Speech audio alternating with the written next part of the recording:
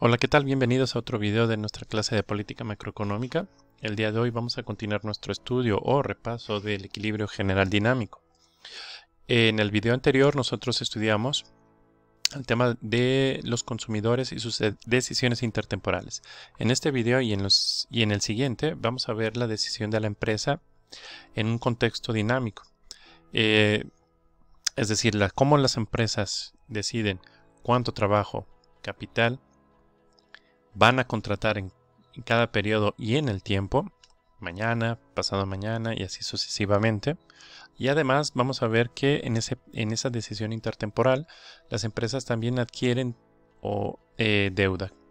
Por ejemplo, en la vida real las empresas obtienen beneficios, o mejor dicho, una parte de los beneficios de las empresas es la deuda que han contraído. Es decir, si pensamos que nosotros somos empresarios o tenemos un restaurante, este restaurante nos genera unos beneficios, dada la actividad económica, las ventas, pagamos nuestros costos, pero parte de nuestros ingresos en el periodo hoy, por ejemplo, corresponden a los créditos que obtenemos. Es decir, cuando el restaurantero va y pide un crédito al banco en el periodo hoy, adquiere una deuda, pero en el periodo T, en el momento presente, le significa para el empresario un ingreso. ¿Por qué decimos esto?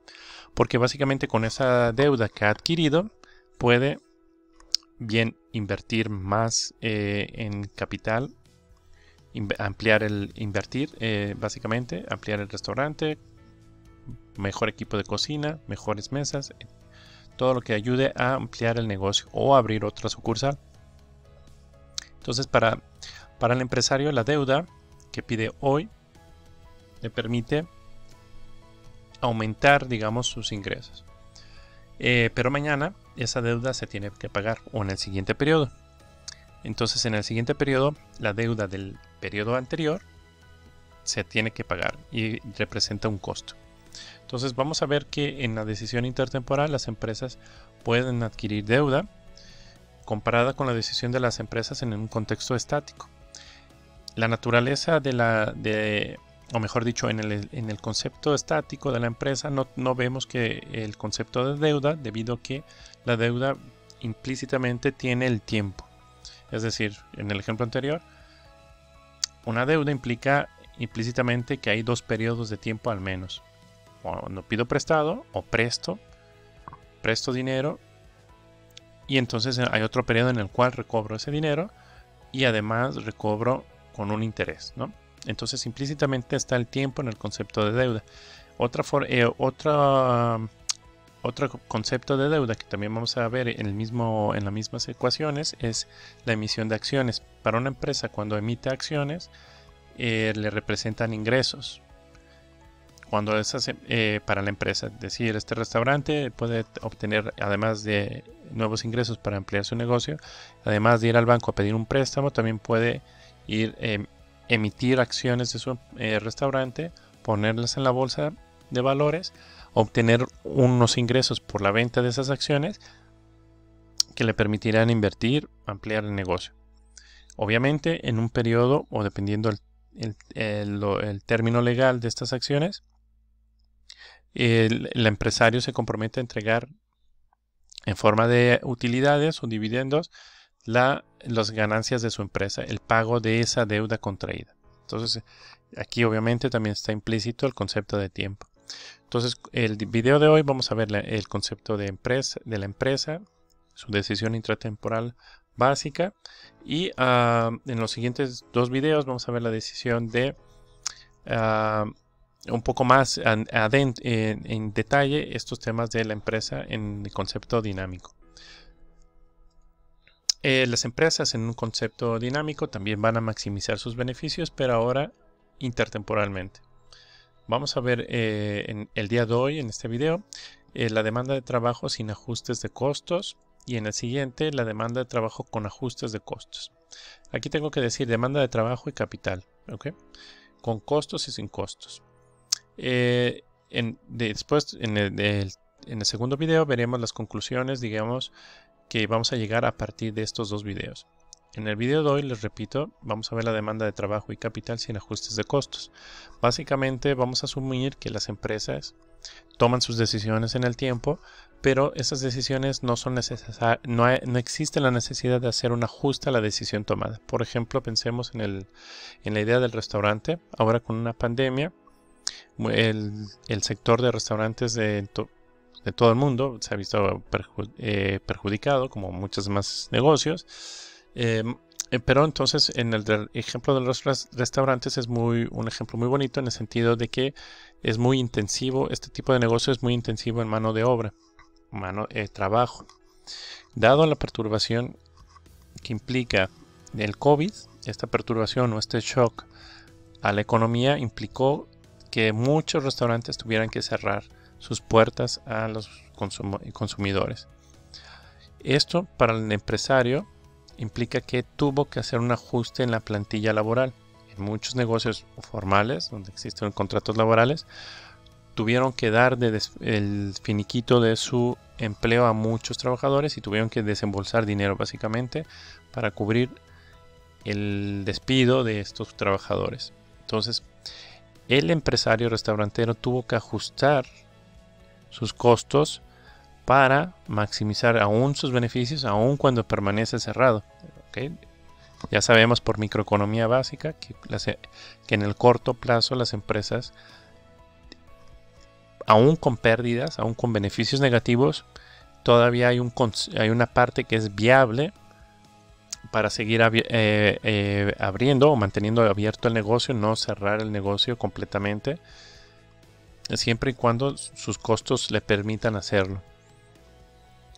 En ese sentido, aquí el ajuste de costos entra en un concepto intertemporal dinámico. La empresa tendrá que ajustar el monto de trabajo tal que le permita seguir maximizando sus beneficios. ¿Okay? Entonces, en este video nos vamos a enfocar en la estructura básica de la lección intertemporal de la empresa. Y en esta lección intertemporal de la empresa no hay ajuste de costos de trabajo. También existen los ajustes de costos relacionados al capital. Lo vamos a omitir en esta sección. Dejaré una referencia en el campus virtual para que hagan la lectura de esa sección, dado que requiere, digamos, un trabajo extra para cubrir todo el concepto. Dado nuestros objetivos del curso es que nos basta con estudiar la demanda de trabajo sin ajustes y con ajustes de costos. En las conclusiones veremos, adelantándome al segundo video, en las conclusiones veremos que la decisión de maximización de beneficios intertemporal es equivalente a la decisión de la empresa en un concepto estático si no existen los ajustes de costos. Esta es la parte importante. Cuando existen los ajustes de costos, las decisiones intertemporales que toma la empresa van a ser diferentes a las decisiones que tome la empresa en el concepto estático. Vamos a presentar en las conclusiones que para los objetivos de nuestro curso, pues vamos a quedarnos con la decisión de trabajo sin ajustes de costo intertemporal, que es equivalente al modelo estático de la empresa. Y con esto vamos a permitir a continuar nuestro estudio, repaso del equilibrio general en el concepto ya del equilibrio como tal. Dicho esto, entonces continuamos pues con los supuestos básicos del modelo donde no hay ajustes de costos. Nuestra economía, como primer supuesto, nos dice que nuestra economía va a estar conformada por empresas que son idénticas en ellas, en tecnología y a tamaño, y vamos a coger una empresa que es representativa, y esta empresa, como todas las demás, va a decidir los factores de producción, trabajo y capital como antes, y lo que les había comentado adelantadamente, va a decidir la estructura de financiamiento de sus operaciones, va a decidir si emite acciones, deuda y cómo se distribuyen los beneficios como dividendos entre los propietarios de estas acciones. Esto, les había comentado, la naturaleza dinámica que existe ahora, esto nos permite introducir estos elementos a nuestro modelo de la empresa. Obviamente la empresa va a maximizar los beneficios, pero en valor presente. así como en el caso del consumidor que maximizaba la utilidad descontando el costo de oportunidad que representaba de forma subjetiva, recordemos, los valores futuros de esta utilidad, aquí la empresa también va a maximizar un flujo de beneficios, los beneficios que obtiene en tiempo presente, futuro, pero los beneficios futuros los va a traer a valor presente. Les vamos a descontar el costo de oportunidad para que sean equiparables los beneficios del futuro con los beneficios del valor presente. Perdón, en el periodo presente. Y tal cual como hicimos en el video anterior con los consumidores, aquí lo vamos a hacer con las empresas. Obviamente, como en el ejemplo estático, la empresa va a elegir el nivel de producción, la inversión, el stock de capital y trabajo, y en este caso el elemento nuevo es la deuda. Vamos a asumir que estas empresas usan deuda y la deuda es un pasivo para la empresa que tiene que pagar en un periodo futuro. Este pasivo para los consumidores les representa un ingreso, es decir, la empresa me debe, pero un ingreso no hoy, sino mañana, porque para el consumidor hoy es una pérdida, ha prestado dinero. Vamos a asumir que esta deuda sirve para financiar sus actividades productivas y consecuentemente la deuda va a ser un activo para los consumidores, ya que poseen la deuda. Bueno, entonces vamos a ver ya en concreto la demanda de trabajo sin ajustes de costos. La función de beneficios netos en cada periodo va a estar expresada por la ecuación número 1. La pi va a representar la función de beneficios. El primer término de la función de beneficios, como en el modelo estático, es la función de producción, en la cual aquí está expresada de forma genérica y nos dice que es una función del capital y el trabajo en el periodo t. Entonces, la producción en el periodo, podemos decir presente en t, es una función que luego más adelante asumiremos como Cobb-Douglas. Después a los ingresos, y aquí algo importante que notar. En nuestra función de producción hemos asumido en el primer término que el precio del bien de consumo que vende esta empresa es igual a la unidad. Hemos normalizado que el precio de los bienes en cada periodo van a ser igual a 1, es decir, no hay inflación. ¿Okay? Esto es un supuesto para simplificar por hoy la exposición, pero no tiene que ser así. Es decir, el precio, y de hecho los precios evolucionan, por eso la inflación, en el tiempo. Aquí lo omitimos en este momento. Dicho esto, vemos el segundo término de la ecuación número 1 y es simplemente el costo del empleo en esta empresa, donde W es el salario por unidad de trabajo y L es la cantidad de trabajo, ya sean trabajadores u horas de trabajo que contrata la empresa. La letra I es la inversión bruta, es decir, de los ingresos que obtiene la empresa, una parte se va al pago de los trabajadores y una parte se va para inversión en su capital. El cuarto término, BT más 1, tiene un signo positivo y B significa la deuda que ha contraído. Tiene un signo positivo y parece contradictorio que la deuda tenga un sentido positivo, pero es que es positivo en el periodo T. Es decir, yo soy el restaurantero en el periodo presente T, hoy, voy al banco y pido dinero. El banco me da el dinero y hoy me representa un ingreso, por eso el signo más. Ponemos T más 1. El T más 1 en este contexto nos está refiriendo que esto se va a pagar en un futuro, es decir, en el siguiente periodo, en este caso particular, que hemos impuesto aquí, como un caso particular, estamos diciendo que el ingreso que obtengo aquí lo tengo que pagar en el periodo en T más 1, o sea, el siguiente periodo. Y luego tenemos un término que aparece restando. Esta resta significa que vamos a tener que de mis ingresos que obtengo de venta, el precio por la producción de estos ingresos, también tenemos que descontar una parte de ellos para pagar la deuda contraída en el periodo anterior, en T-1. En T-1 hemos contraído una deuda que se tiene que pagar en el periodo T. ¿Okay? En la ecuación 1 estamos en la función de beneficios correspondiente al periodo T y aquí ya tenemos que pagar la deuda del periodo anterior en T-1. Entonces por eso aquí aparece el término restando y con el factor de 1 más R que nos está indicando que tengo que devolver el total prestado B más un rendimiento, una tasa de interés que me han cobrado por prestar esta B. Que B representa el stock de deuda corporativa, ¿no? Y en este caso hemos asumido que los consumidores poseen esta deuda, son los dueños de esta deuda. Entonces la función de beneficios, como siempre, es la función de producción menos lo que le pagamos a los trabajadores. Ahora veremos la parte de la inversión y el componente nuevo de la deuda. Vamos a asumir que el capital físico se acumula acorde a la siguiente regla.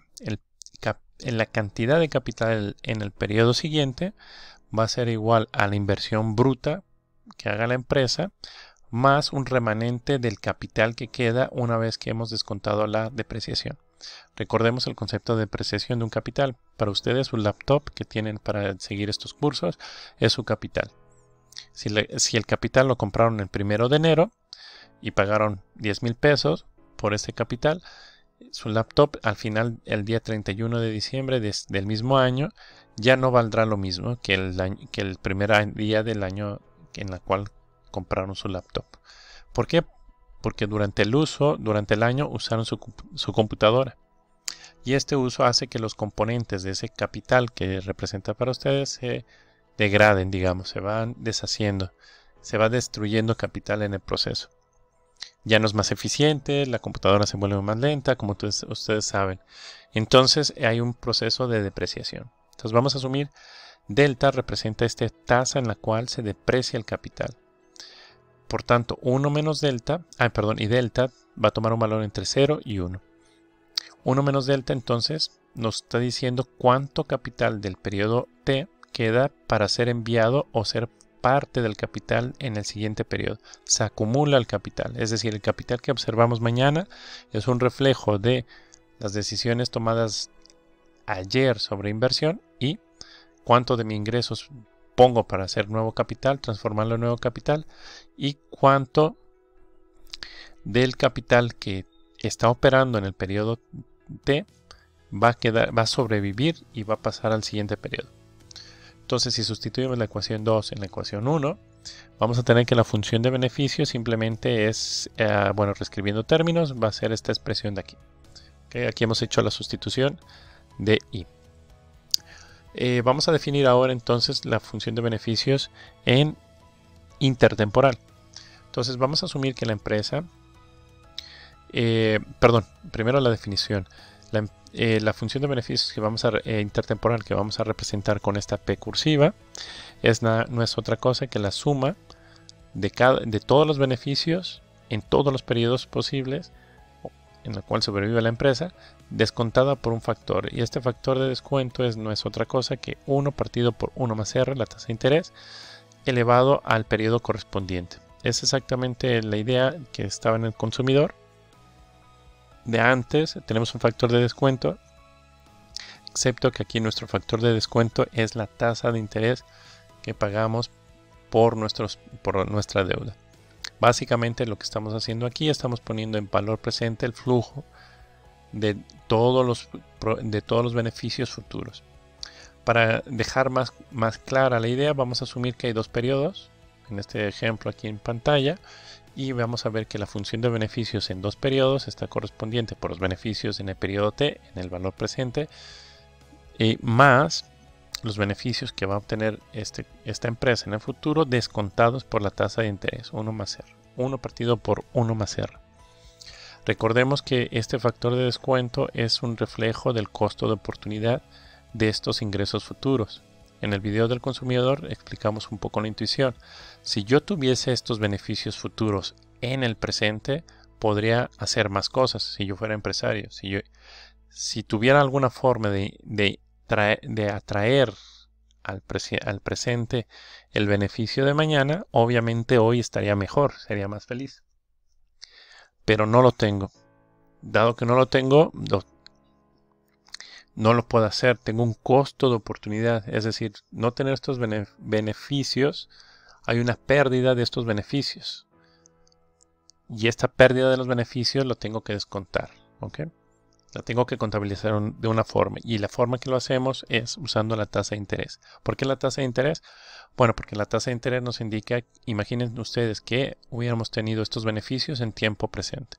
Si yo, empresario, hubiera tenido estos beneficios en tiempo presente, entonces yo una decisión que pude haber hecho es ahorrar completamente esos beneficios futuros que me los han enviado al periodo presente. ¿Cuáles serían mis ingresos si yo ahorro esos beneficios del futuro, los vuelvo a ahorrar en el presente? Pues serían los beneficios multiplicado por 1 más R. Ese sería mi ingreso si pudiera ahorrar esos beneficios futuros.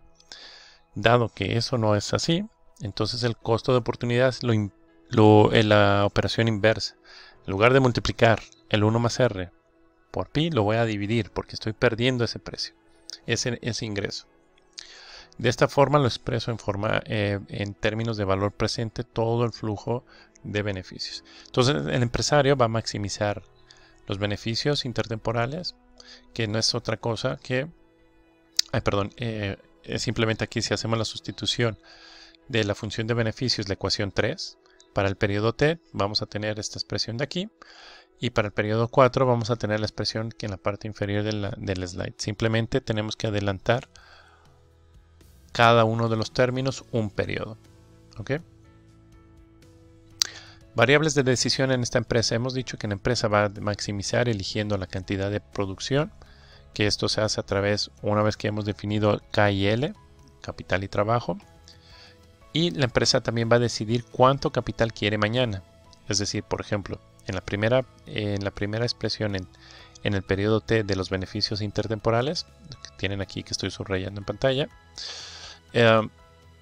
tenemos que las variables de elección es capital en el periodo T, cuánto hoy voy a adquirir de capital, o contratar o alquilar, mejor dicho, cuánto trabajo voy a contratar hoy, en el caso del restaurantero, cuántos meseros voy a contratar hoy, cuánto les voy a pagar a esos meseros, y la variable de elección es KT más 1, es decir, cuánto capital quiero tener para el siguiente periodo. ¿Ok? En el periodo 2 va a tomar decisiones sobre la cantidad de trabajo que va a tener el individuo. Fíjese que KT más 1 está determinada en el periodo anterior. Es el vínculo intertemporal entre estas dos ecuaciones.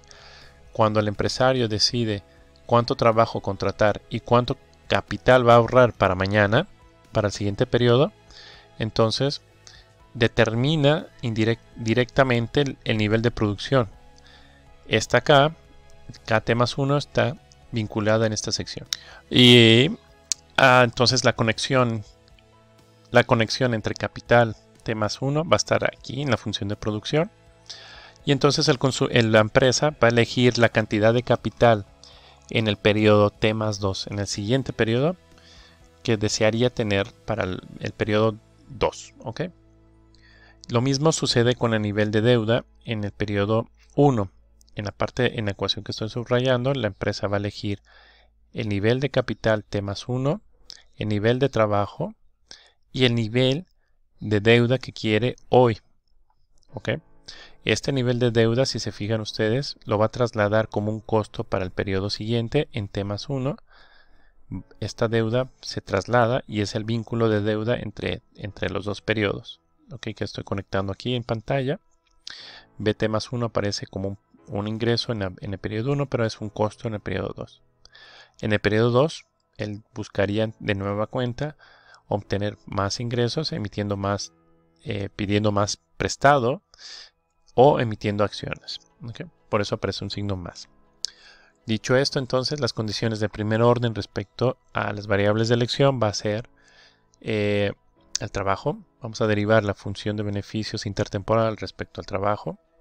La forma genérica de esta expresión tiene esta estructura, pero no es otra cosa que el factor de descuento en el periodo S, que corresponda para S0, 1, 2, 3, así sucesivamente. Este es multiplicando el factor de descuento, va a estar multiplicando lo que tenemos aquí dentro del paréntesis, y lo que está dentro del paréntesis no es otra cosa que la función marginal, la productividad marginal del trabajo, menos el costo marginal del trabajo. Es la misma regla de operación, si ustedes recuerdan, en el caso de la empresa estática. Tenemos pues que la empresa va a elegir la cantidad de trabajo tal que iguale el costo. La segunda condición de primer orden corresponde al capital en el periodo para periodos mayores que 0. Recuerden que S toma valores de 0, 1, 2, así sucesivamente. En este caso, esta condición de primer orden aplica para el nivel de capital en KT más 1, por ejemplo, KT más 2 y así sucesivamente.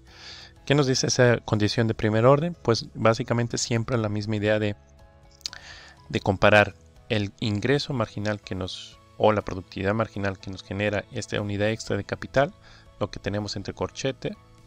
Dado el contexto dinámico de nuestro problema, tenemos que descontar estas productividades marginales. Estas productividades marginales deben de igualarse al costo marginal del capital, ¿okay? Que es el segundo término con signo negativo.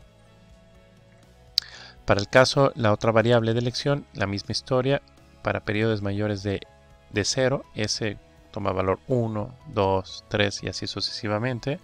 Vamos a observar que tenemos que derivar la función de beneficios respecto al nivel de deuda en T más 1, en T más 2 y así sucesivamente. Y de igual manera, lo que tenemos el primer término con signo positivo no es otra cosa que la productividad marginal de este capital que nos genera en los beneficios, no la utilidad marginal, los beneficios marginales extra que nos genera a la empresa, menos el coste de esa unidad de deuda. ¿Okay? Recuerden, estamos comparando básicamente ingresos marginales menos costes marginales, siempre en las condiciones de primer orden. Para poner esto un poco más en contexto, un ejemplo claro, vamos a darle una forma funcional a la función de producción. Vamos a asumir que es una función Cobb-Douglas y vamos a usar solamente dos periodos simplemente para mostrar las nociones básicas del problema de la empresa en un contexto de decisión intertemporal. Les decía, entonces va a haber dos periodos. En este caso S vale 0, 0 es para el tiempo presente, 1 para el tiempo de mañana. Y la función de producción en cada periodo T, va a ser siempre de la siguiente forma, una función Cobb-Douglas.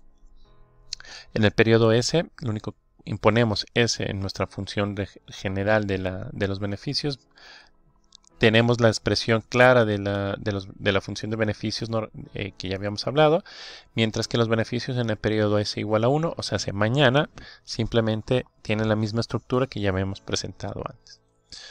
La función de beneficios, obviamente, en este caso son dos periodos, es exactamente igual que la slide anterior. Lo único que tendríamos que hacer es sustituir en las pi correspondiente, pi en el periodo T y pi en el periodo T más 1. Si hacemos la derivada, aquí importante, recordemos que la derivada o la condición de primer orden respecto al trabajo va a ser para el periodo S en 0 y en 1. Es decir, en cada uno de los dos periodos yo tengo que elegir trabajo. Las ecuaciones 6 y 7 lo único que nos dicen es que el ingreso marginal o la productividad marginal del trabajo debe de igualar al costo marginal que está determinado por el nivel del salario. Y lo mismo pasa en cada uno de los dos periodos. Entonces, en el contexto de dos periodos, es muy sencillo ver que la decisión de la empresa para elegir cuánto trabajo tiene que contratar en cada uno de los periodos es la misma que en la condición de la empresa estática. Es decir, la empresa debe de contratar tanto trabajo hasta el punto en el cual la productividad marginal del trabajo iguala a su coste marginal. Es la misma regla en el caso del trabajo. Aquí no hay ninguna complicación, pero la complicación surge en el caso del capital. En el caso de dos periodos, en este caso recordemos que hay dos periodos, pero en las condiciones de primer orden respecto al capital y la deuda solamente se aplican para periodos superiores a S mayor que 0. En este caso es S igual a 1. Entonces tenemos solamente una derivada respecto al capital. Los beneficios de la empresa, perdón, la derivada de la función de beneficios de la intertemporal respecto a KT más 1 es la que tenemos aquí en pantalla. Debemos derivar todo donde haya KT más 1. Es importante hacer la señalización. multiplicamos la productividad marginal que está entre corchetes de KT más 1, lo tenemos que multiplicar por el factor de descuento 1 más R. ¿Okay? Vean la función genérica o la expresión genérica de las condiciones de primer orden, y este factor de descuento se obtiene simplemente al sustituir S igual a 1. En el caso de dos periodos, vemos que la productividad marginal del capital debe de igualar el menos 1 al 1. En este caso, el 1 corresponde al costo de esta unidad de capital, pero es el costo del periodo anterior. ¿Okay? Esto es importante que lo recuerden. Aquí lo he tratado de ponerlo en forma genérica, recuperando la expresión genérica de las condiciones de primer orden. Tenemos el factor de descuento 1 partido por 1 más S, que está elevado todo a S, y S en la expresión de aquí arriba, en la ecuación número 8, vale 1. Por lo tanto, tenemos este factor que tenemos aquí en pantalla. Lo que está en corchetes es la productividad marginal del capital en el periodo T más S, que es en este caso 1, y es lo que tenemos como primer término. Luego tenemos un más, aquí hay un typo muy importante. Un typo aquí, de hecho, en la ecuación 8. Tenía que haber sido un menos. Pero bueno, ustedes deben de corregirlo. Aquí es un typo y entonces tenemos que descontarle la depreciación.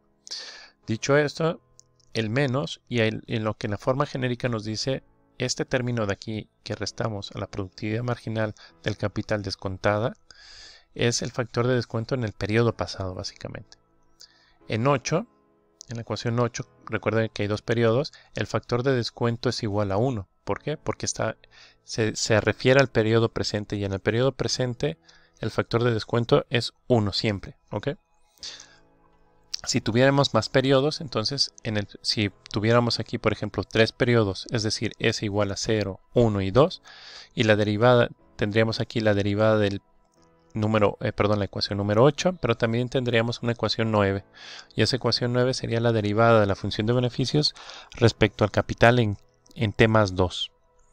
En ese caso tendríamos exactamente la misma expresión de la productividad marginal, pero en T más 2.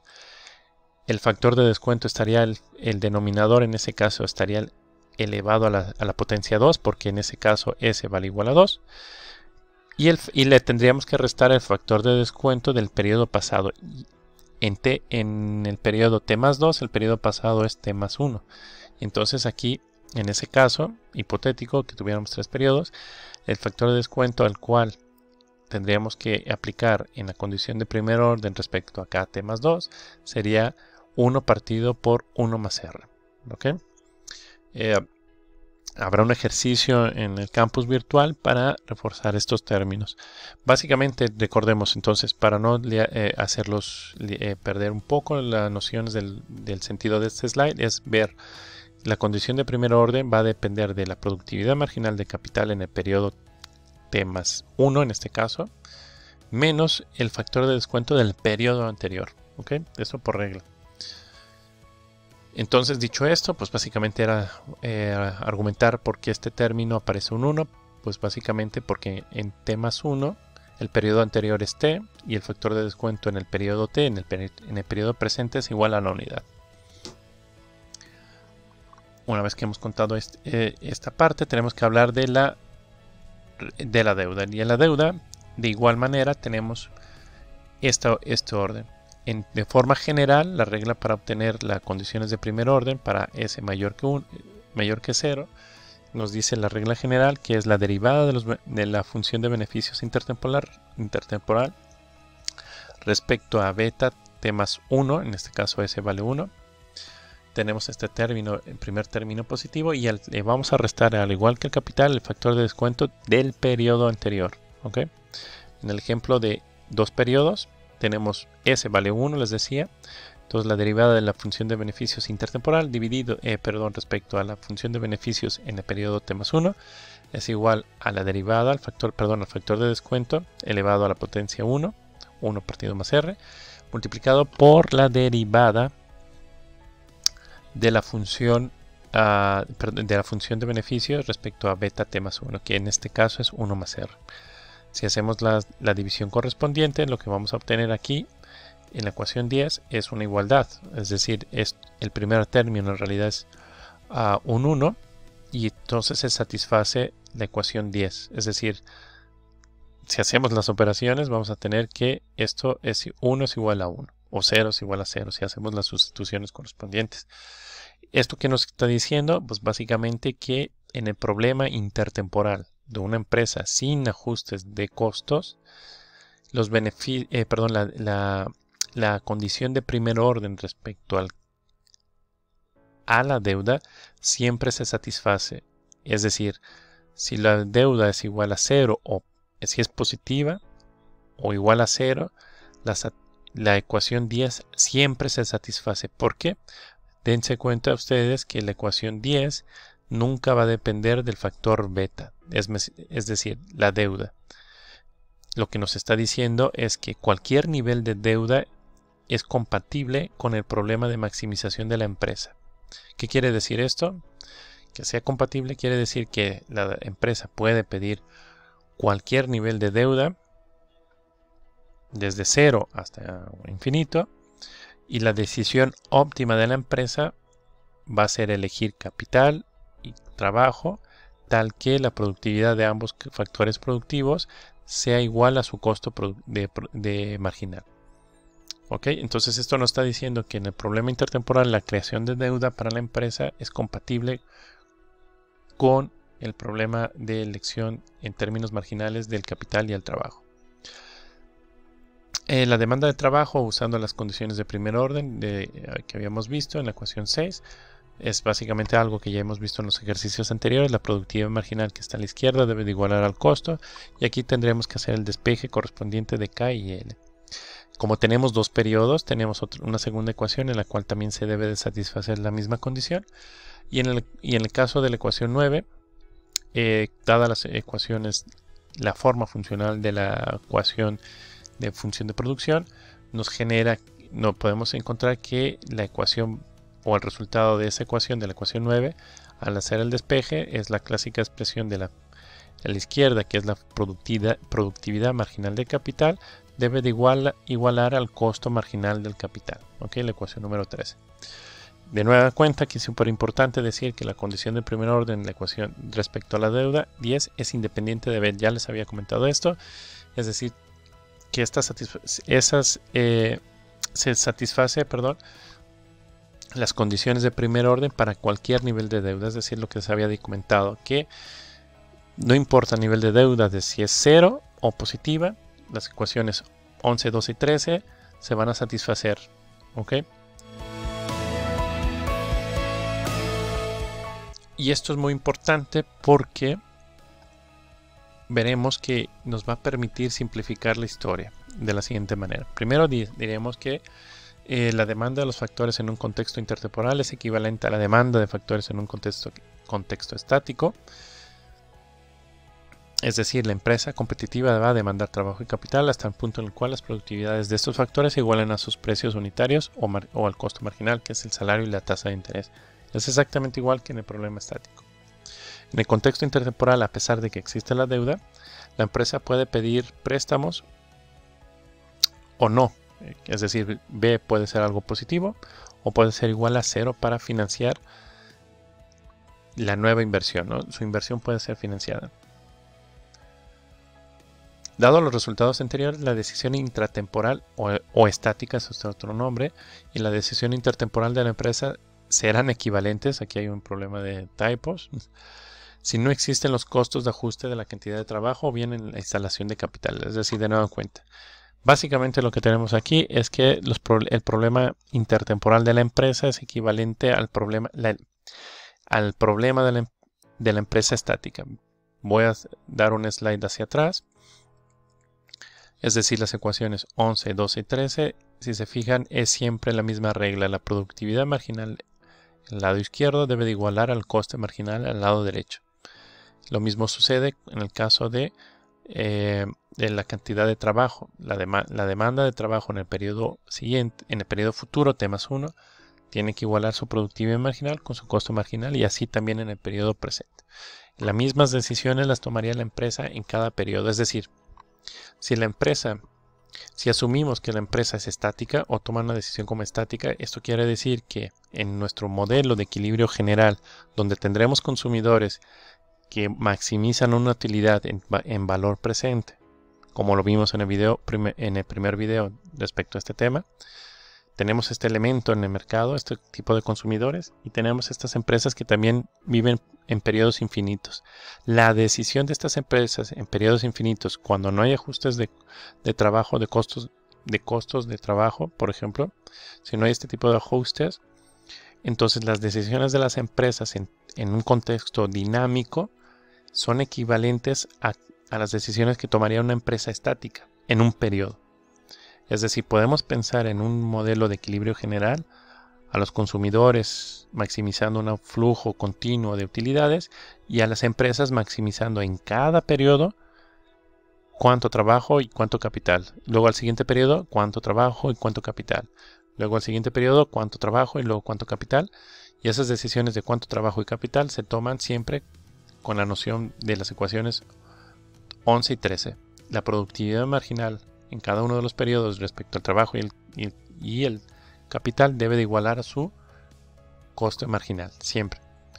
En resumen, de nueva cuenta, si en nuestro modelo la empresa es competitiva y no tiene costos de ajuste debido, por ejemplo, a modificar la plantilla laboral, si no incurre en ese tipo de costos, entonces el problema de maximización de la empresa intertemporal es equivalente a maximizar las empresas como si fueran empresas estáticas, pero maximizamos en cada periodo. En cada periodo siguiendo la regla de productividad marginal igual al costo marginal. Y así esta es la visión que vamos a tener durante todo el curso. Pero es importante mostrar el por qué es así. Por qué el consumidor toma decisiones intertemporales descontando la utilidad, como vimos en el video anterior. Pero la empresa parece que es estática. Bueno, es estática porque ocurre que la deuda, la decisión de una empresa de cómo financiar su inversión con deuda, no modifica las decisiones de maximización de la empresa. Por tanto, ese componente temporal no es relevante a la hora de elegir trabajo y capital. Es lo que queremos decir con esto. Y por tanto, se suprime ya en la práctica en nuestro curso. Vamos a suprimir y vamos a hablar siempre de una empresa estática. En cada periodo hace lo mismo. Toma la regla de la ecuación 11 y 13 en pantalla. Productividad es igual a costos marginales. Y a partir de ahí buscará el stock de capital, el trabajo que va a demandar para maximizar sus beneficios. Esto no ocurre, importante, subrayo, esto no ocurre si nuestra empresa incurre en costos de ajuste.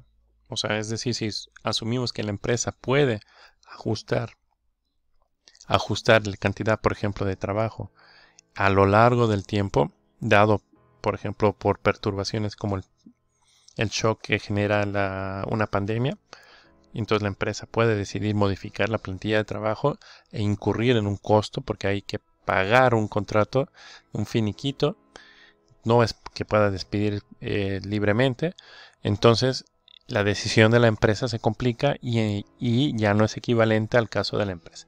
Entonces, para tener esta noción, o más bien tener una noción general de la diferencia entre un modelo con ajustes y sin ajustes, es lo que veremos en el siguiente video durante esta semana. Por su tiempo les agradezco el seguimiento de este video. Y hay que estar pendientes del campus virtual para ver las prácticas relacionadas a este y a los siguientes videos. Gracias.